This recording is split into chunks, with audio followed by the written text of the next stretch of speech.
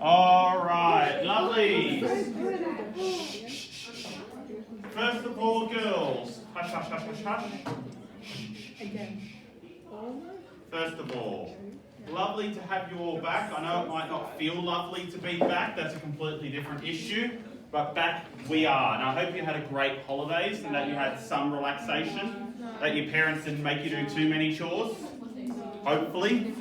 Okay? Now, let's start off. Okay? So this relates back to one of the very last things that we were doing, particularly when we were doing the debate. Okay? What is the economic importance of SMEs to Australia? Okay? Who can think of just some of the economic importance? Doesn't have to be in a paragraph form, even just dot point answers.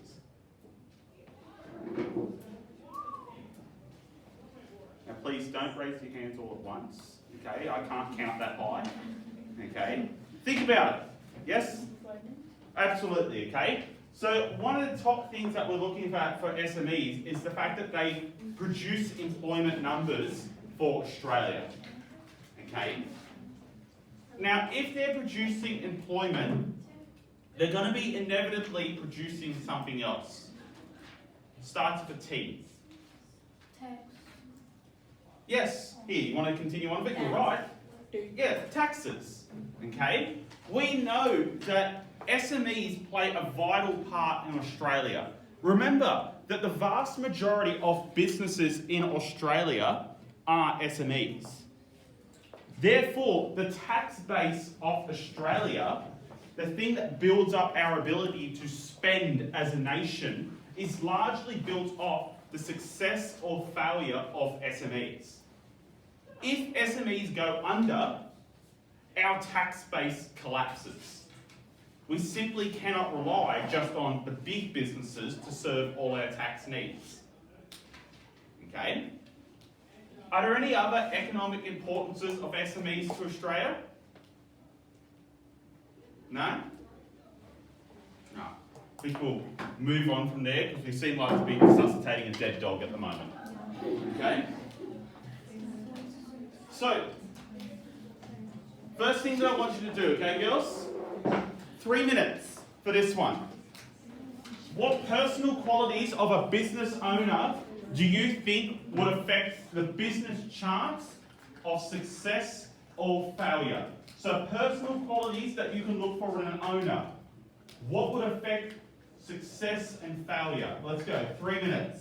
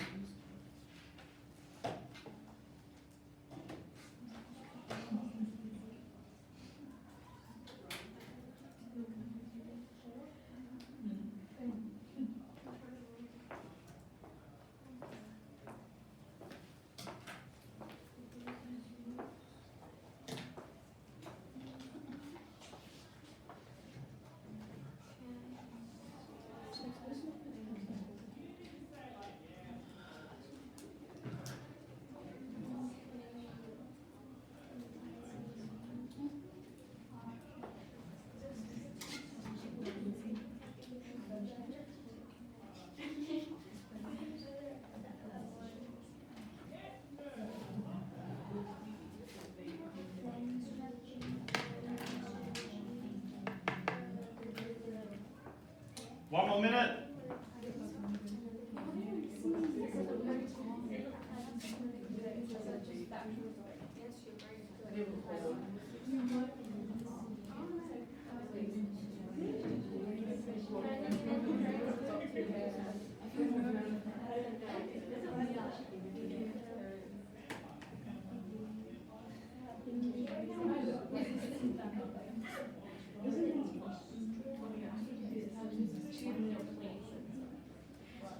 Alright, so what personal qualities of a business owner do you think would affect the business's chance of success or failure? Okay, we're going around the room, each person is giving one Okay, I want it quickly. You can repeat if it happens. Go. Teamwork. Strategic thinking. Ability to communicate. Strategic thinking. Thinking strategy. Thinking strategy. I love it. Leadership. Communication. Management. Adaptability. Sorry. Teamwork. Risk taking. Decision making. Communication. Organisation. Leadership. Flexibility. Okay? Now, a lot of what we've just said falls into one of two things. It's about either how the business owner would lead, those essential leadership skills, or skills that they would have, such as strategic thinking. Okay, that was one that got replaced a lot and then flipped around and then replaced again. Okay, thinking strategically. Okay, I loved it. Okay? Now, what we're looking at here is we are looking at personal qualities that would be inherent in the actual person. Not the things that they do, but the things that they are part of that would give them an edge over the competition. Okay? So when we're thinking of that, we are looking at these 6 things. Okay? These are the personal qualities that are important for new business owners. Okay? Now you can see that a lot of these are actually things that are very hard to change, impossible to change about a person. Cultural background. Okay? Exactly. Change that. You can't change it, exactly. You can assimilate into another culture. Gender you can change. Yeah. I'll touch on that one. Okay? And then there's other things that are very, very personal. Strategic thinking is something that you can quite easily just learn. Okay? Motivation is not something that you can easily learn. And quite often it's simply you either have it or you don't. Okay? These are the 6 personal qualities that can impact how your business is going to go. Now, they're not the be-all, end-all. Just because you're, for example, a male doesn't mean, well, your business is going to fail. Okay? Nor does it mean if you're a female, it's going to succeed immediately. Certain cultural backgrounds have empirically been shown to have a higher success rate at running businesses than others. But just because you're from that background doesn't mean that yours will succeed. You can crash and burn just like everybody else. You're just statistically higher to succeed. Okay? All these things together influence, which is what we're looking at the moment, the main dot point, the influences on success. Okay? Now, what we're going to do, lovelies, okay? HSC Study Lab, so I know you guys all love that so much. Okay, I think last time we watched this, or at least half the class fell asleep. Okay? Pardon me, Doug? Ed Rollo. I'll have a look at Ed Rollo, but Ed Rollo, as far as I've seen, hasn't got... Actually, no, I lie. I haven't had a full look at Ed Rollo yet. I was going to say it was the other one I was looking at study.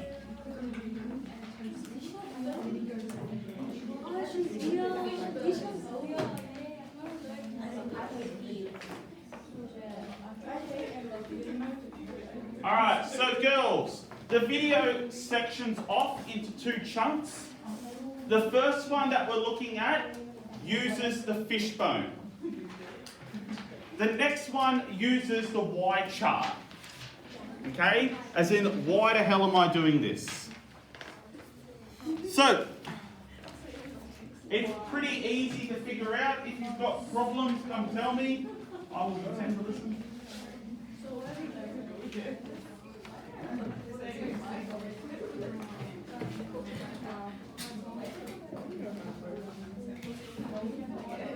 Alright, so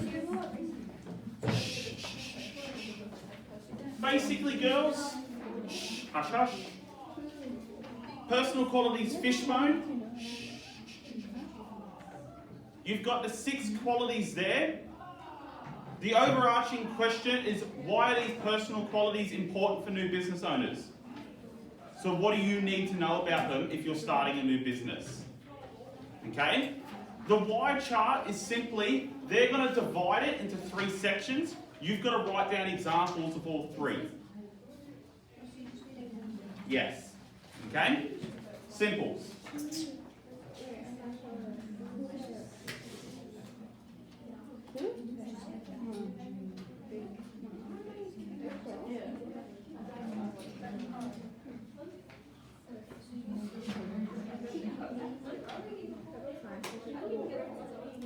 Alright, now it would really help if I plugged in the audio. Some people say it does. Alright.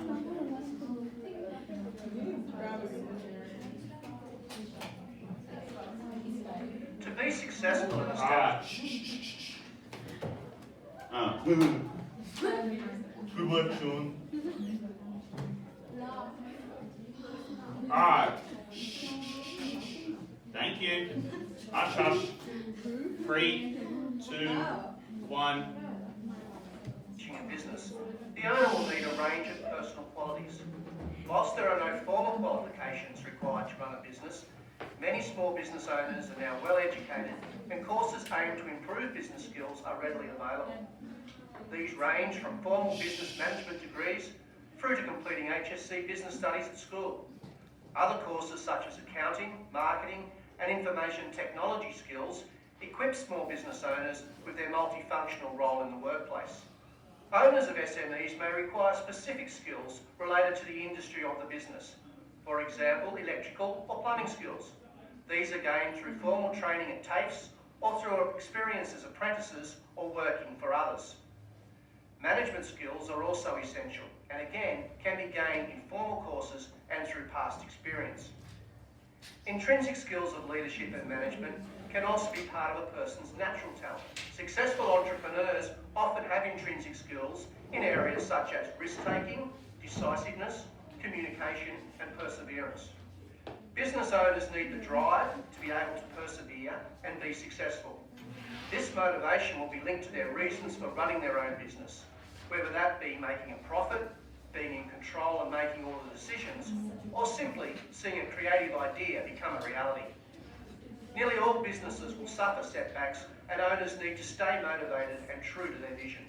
A particular skill required when starting an SME is entrepreneurship. This is the ability to take calculated risks, weighing up the costs and benefits of a new venture. New business ventures are particularly risky, with around 30% failing in their first year. This personal quality is intrinsic to a person and is sometimes regarded as business acumen. Some famous entrepreneurs have started many successful businesses despite some early failures. Being an entrepreneur requires courage and perseverance. Many migrants and refugees who have come to Australia have started successful businesses. Some businesses will locate within certain areas to target different cultural groups. For example, Chinatown areas and Italian cultural centres like Leichhardt. Approximately 2/3 of all businesses are started by men. However, there is evidence that female-owned businesses have lower business failure rates and are better managed than those run by men. Many personal qualities that business owners need, such as good planning and communication skills, are often the specialty of successful businesswomen. Women owners are particularly common in service industries such as retailing, property and business services. Hold on. Alright, so let's have a look at this, okay? When we're looking at, for example, cultural background, okay? Why is the personal quality of cultural background important for businesses trying to start anew? What did he say about, for example, Chinatown and Italian centres like Leichhardt?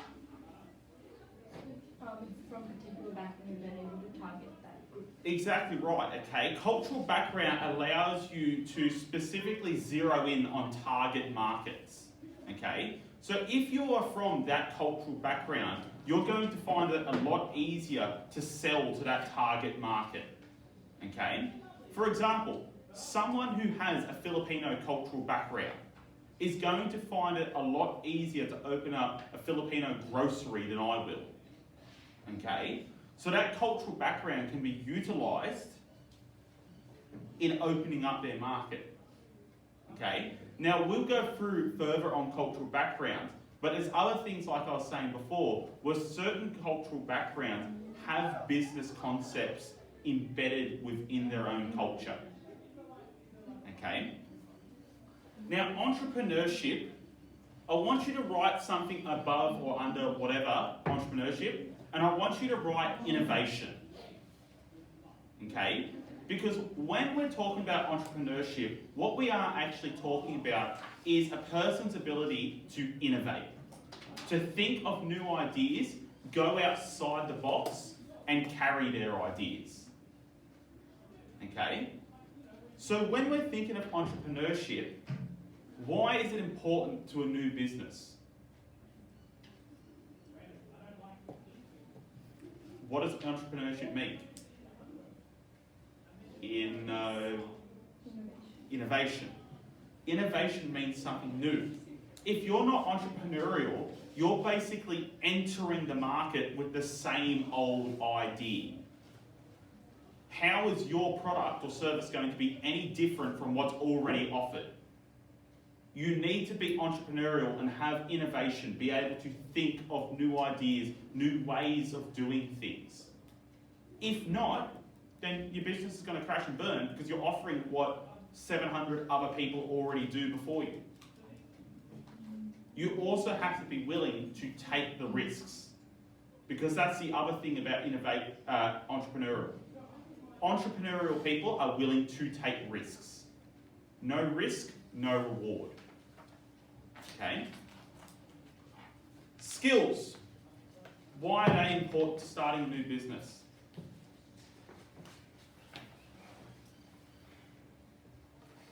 Because you'll be well trained and then problem occurs, you know what to do.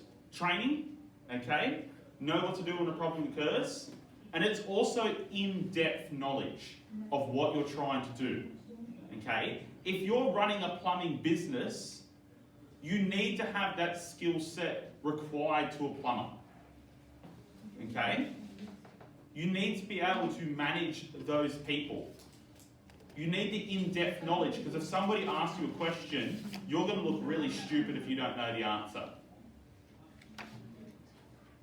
Okay? Gender. How is gender important for new businesses? What did they say? What about female business owners? Why are they unique? They're more successful because they are well managed. It's not that they're more successful, it's a phrasal word, you're correct. They were less failure rate. I just think they think differently to men, so that the skills that they had are more suited to what a business needs. Yes, both of you are correct, you combine your answers, okay? They have a lower rate of failure because they have a different skill set from men, okay? As you might have learnt in PE, or PDH rather, okay, women on a whole tend to be more cautious, okay? They are unwilling to take unnecessary risks. What it tends to mean is women do pretty well in SMEs. They manage to keep their businesses afloat and they don't make too many stupid decisions.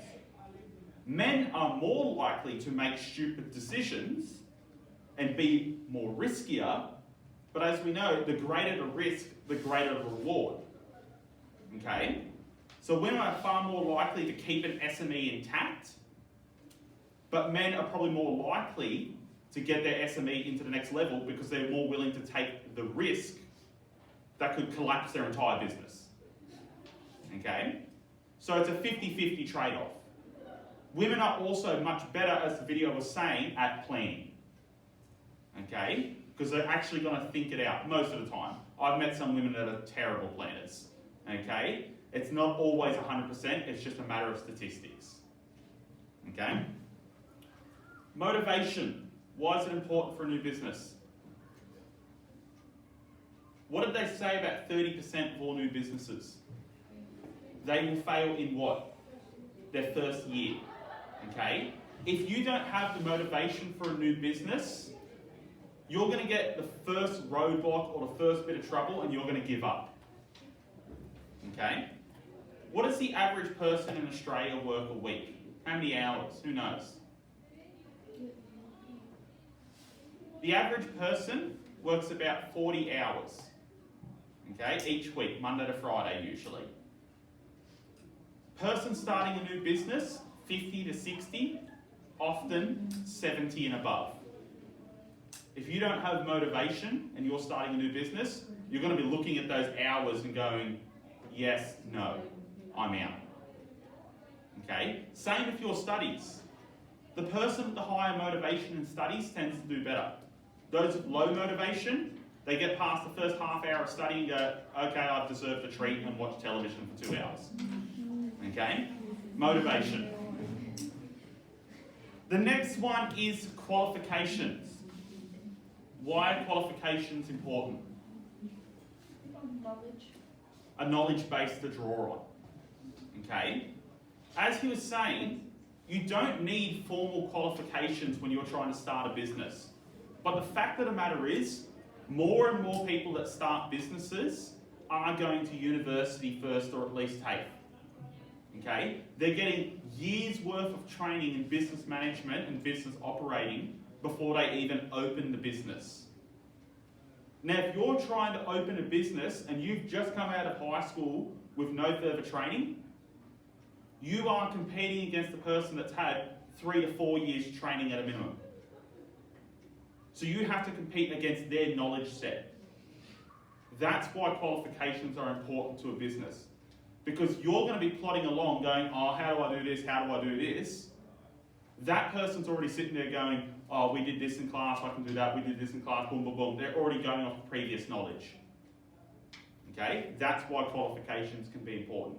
You don't need them.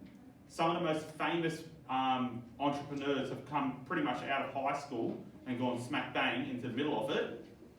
But not every one of us is a Bill Gates and Steve Jobs. A lot of us are going to need that qualification knowledge build up. Okay? Alright, girls, can you please go onto the Y chart now? Okay?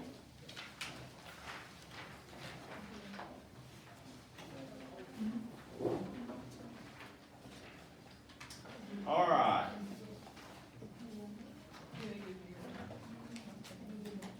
Let us go. Accurate information helps a business owner gain a competitive edge. Most information can be obtained free of charge, whilst other sources such as consultants may charge a fee.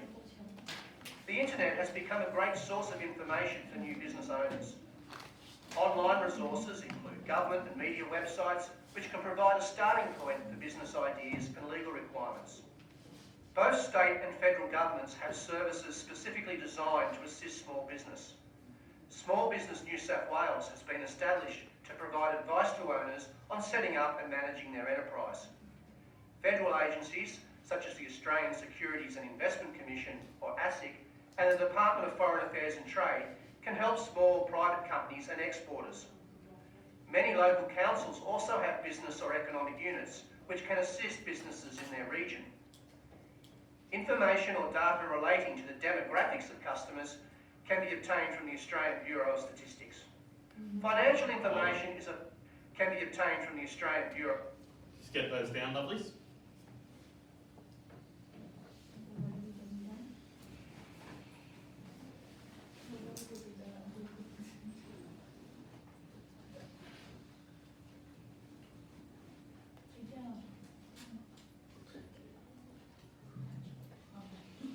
Are you alright, Ayushi?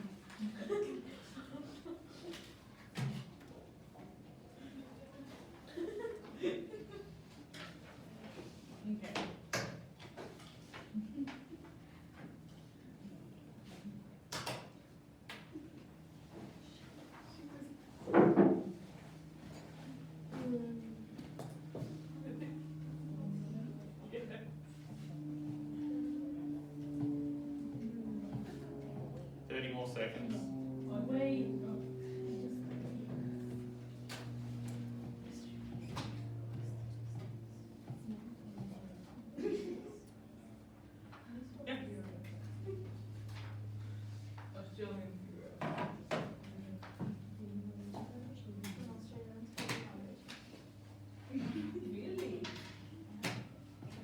So girls, if you didn't get that, you can have a look at the video next time when we get There are posted up. statistics.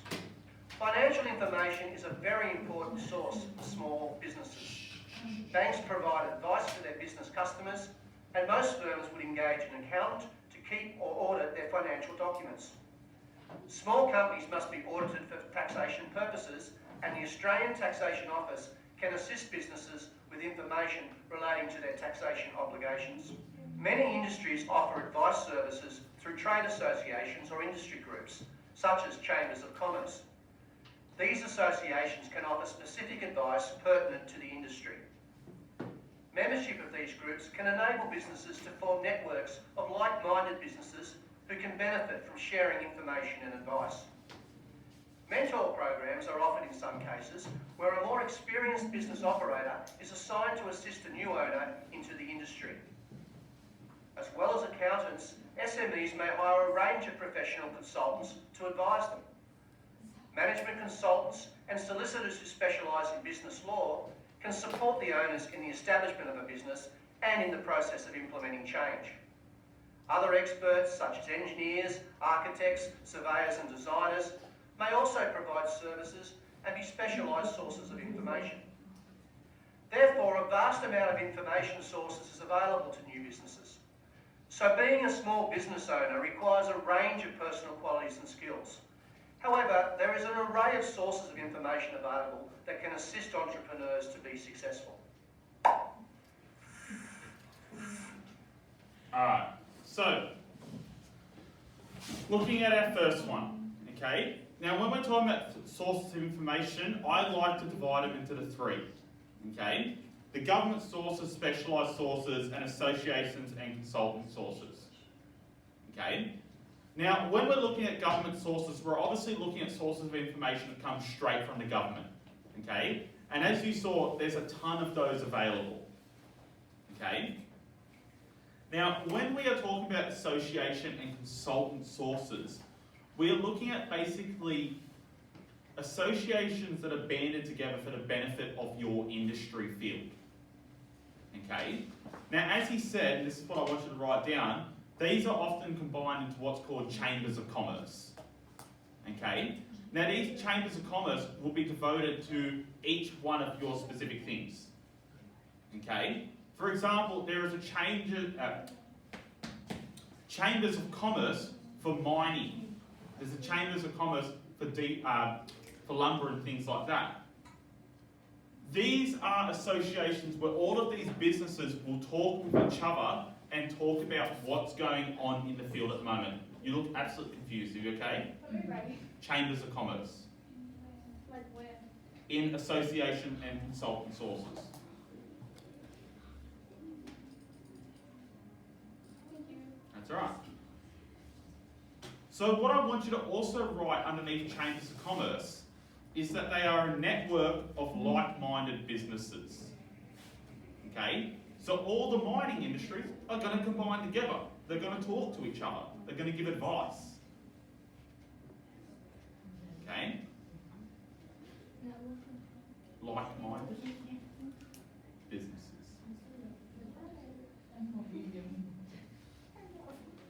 Okay? So those association consultant sources tend to be groups that have joined together. Okay? Now, when we are looking at specialised sources, we are looking at you basically hiring a person or a small group of people with very specialised skills to help you in an aspect of the running of your business. Now, this can come through as a general sort of person, such as a mentor, which will go through and help you in just opening up your business and putting you on the first baby steps. Okay? But it can be far more specialised positions, such as accountants and management consultants. People that will be called out to help you address very specific issues. And they are going to be the font of information on just that one particular issue. They won't be able to help you and give you information on everything else, but you can bet when you hire them for that one particular thing, they'll be able to give you all the information, if they're a good one. Okay? So,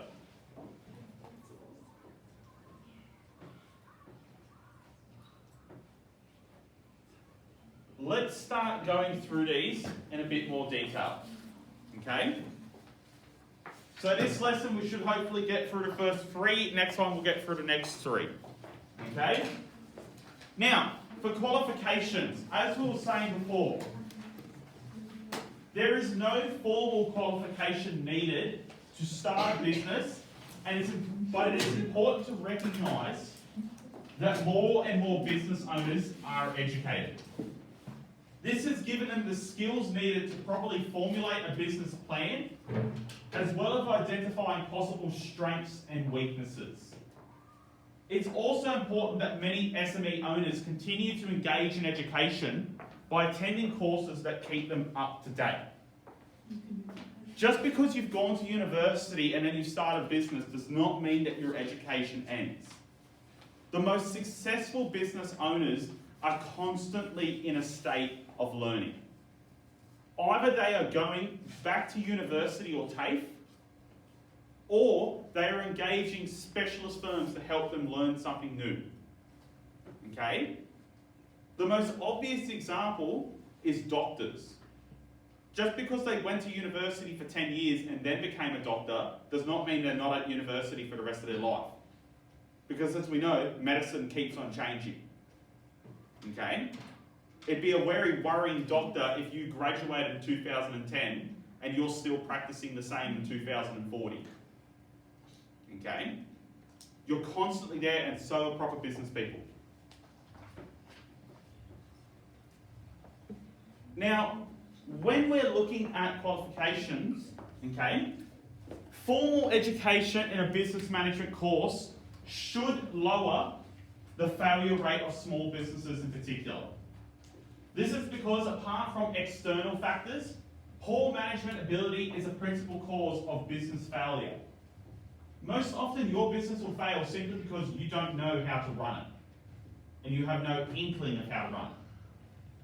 In New South Wales, basic small business management and accounting courses are offered by TAFE, community colleges, and many private colleges.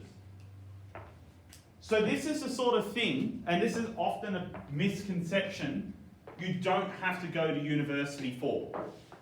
And quite often, when you're going to university just for these things, you are spending needless money. When you could have gotten the exact same education from community TAFE or community college or TAFE. So you have just made a really poor business decision if you've just decided to go to university and go, no, I really want that on my resume. Okay? Now, one of the best things that you can get from the course is the ability to write a business plan, and we've learnt about this one before, okay? And this is one of the ones that comes up fundamentally in the HSC, and it becomes a big, massive chunk of it, okay? A written document setting out the details of a business and its products, including its market and industry, as well as its goals and objectives and its strategies to achieve them. It is a complete analysis of the business. And when you do the HSC, one of the sections is they give you a scenario, and they basically just say, okay, write a business plan for that scenario. You get 40 minutes to write a whole business plan, or at least massive chunks of it. So it's really important to know that. Okay? Now, motivation is of course another one, as we were saying, that is pivotal to running a small business. Okay? And as we've talked about before, there's many reasons why someone might choose to start a small business. Okay? Including all of the ones that are up on the board at the moment. Okay?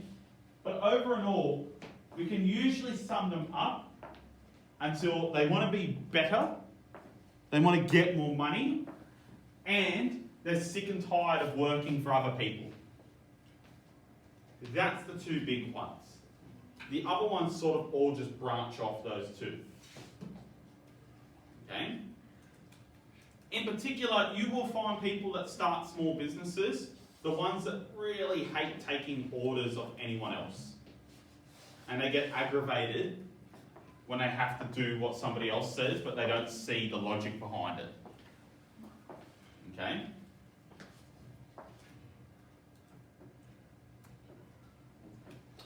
Now, exceptional grades and a dazzling history in business are not essential. What does appear to be important is the eagerness to work long hours. A recent survey found that 1 in 5 SME business owners work at least 60 hours a week, highlighting the level of commitment and time required to run your own business. The findings were contained in a Suncorp SME versus ME report, which surveyed around 500 SME business owners from a variety of industry sectors. While the average SME owner works 41 hours per week, 16% of owners work between 60 and 80 hours a week, and a further 6% actually work over 80 hours. The results demonstrate how hard business owners are working. 80 hours a week, girls, is more than 10 hours every single day of the week. Okay? Very often, when people start an SME, they do not realise how much of their life will be consumed by it. Most small business owners do not go away on holidays at any time of the year. Okay? They are stuck at that storefront or at that service place. Okay? And it's a serious decision. My favourite one that I hear is, I want to work my own hours, so I'm going to start my own business and take holiday whenever I want. The likelihood is that when you start your own business, you're not going to be taking a holiday for the first 5 years at least. Okay? So don't have that idea in your head where you're going to go, I'm going to be making my own hours. You'll be making your own hours, there's just going to be more of them. Okay? So 80 hours every single week. Just fabulous. Okay? Now, I'll give you 3 minutes, okay? And I want you to look at these skills. And I want you to give yourself a mark out of 13, how many you believe you have. Okay? So out of 13, give yourself a mark out of how many you have and write it down.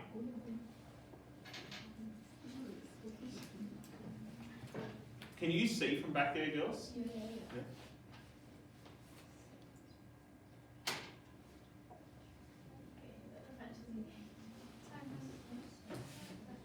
Time management.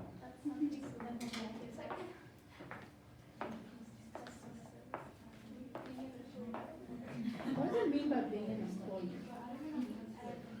So can you do well actually working underneath others and being given advice and acting on it? But I've never been an employee. So you don't have it?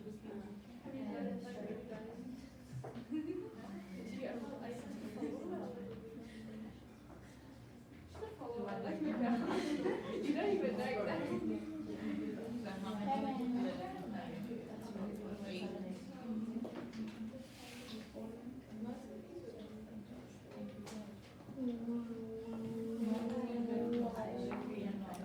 Very disturbing, Samar.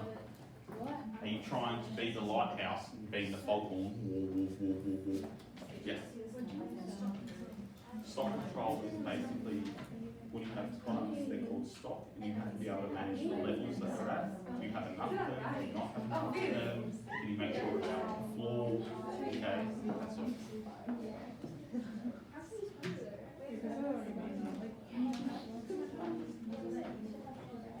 Alright.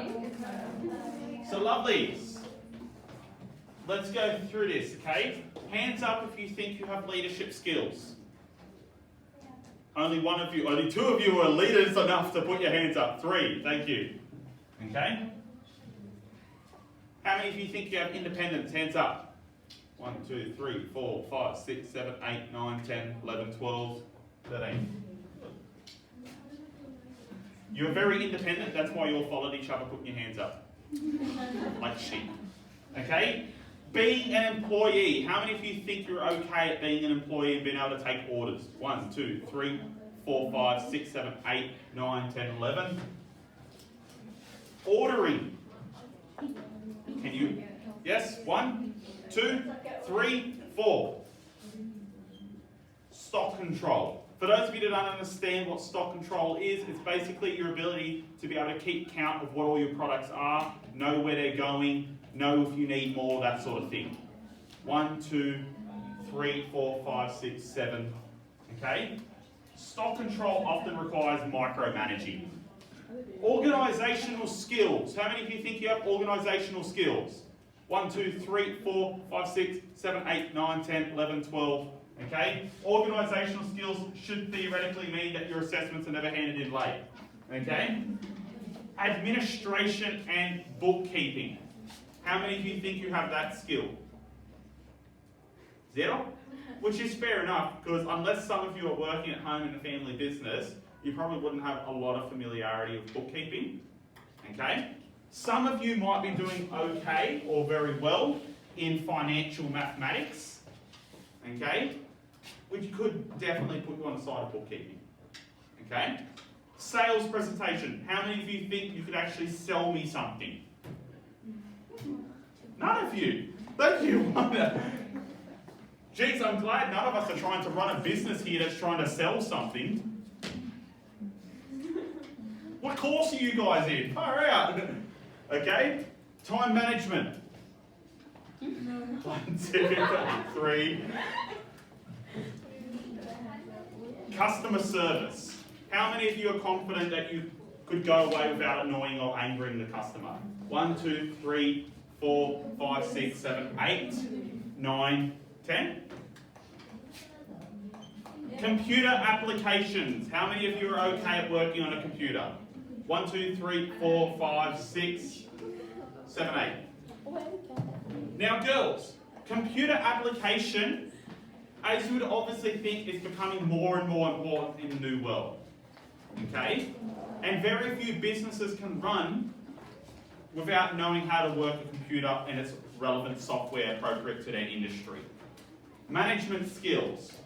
How many of you are good at managing people? 1, 2, 3, 4, 5, 6, 7. And store presentation. My best thing with this one, girls, if you've never done it before, how many of your rooms are actually neat at the moment that when your parent comes in, they don't yell at you? 1, 2, 3, 4, 5, 6, 7, 8, 9, 10. Okay? Because I can tell you girls, I went to Windsor on the weekend. I went into this bookstore, and whilst the bookstore was quite lovely, it was run by this little old woman, and it looked and smelt like a dank dungeon. Okay? The bookshelves were all right next to each other. You could barely move around. You had to shimmy. Okay? Didn't look very nice. Alright, so. Thank you. 3, 2, 1. Girls, we've still got 7 minutes left. We shouldn't be packing up. Okay? No. Yeah, 15 to. No, it's Tuesdays at 40. That's lame. Alright, girls. Running a business now requires a multiplicity of skills. And it's not enough to simply be able to make a sale. Okay, it's not the old days anymore. Owners must be able to, hush girls. Owners must now be able to apply a number of skills such as these. Now keep in mind, girls, the same as the skills in the last slide, you don't need to have every single one of them. But you need the ability to have at least a majority of them. And the ones that you don't have the ability to be able to work on them, or at least find people that can do it for you competently. Okay? Spirits. Alright, girls, have a lovely day. This, I have the book.